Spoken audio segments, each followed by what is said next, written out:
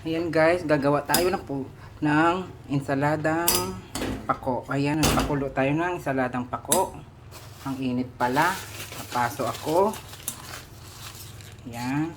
Okay na siya. Tanggalin na natin. I-drain natin. Tanggalin na natin. I-drain natin dito ang pako.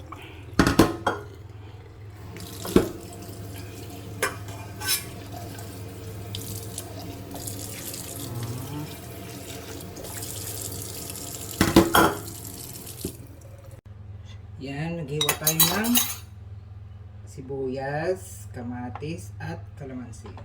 So, ilagay na natin dito. Nadalhin na natin ang pako. Ilalagay natin sa malinis na bowl.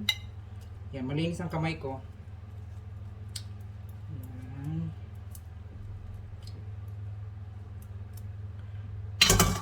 Mix lang natin yan. Lagay natin ng sibuyas, kamatis,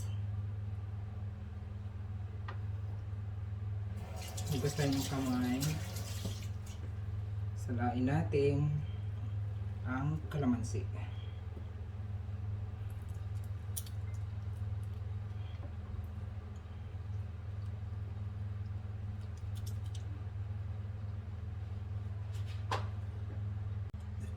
Yan.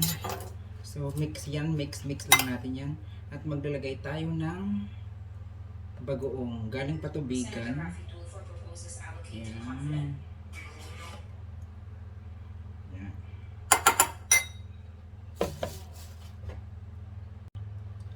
Yan. Lagyan din natin ng sili. Kung gusto nyo ng sili. Ako kasi gusto ko. Kung ayaw nyo, wag. Yan, mix lang.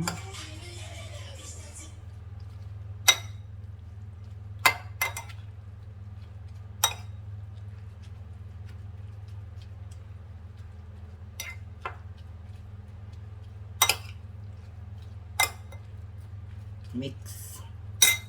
Yan na, tapos na ang ating ensaladang pako.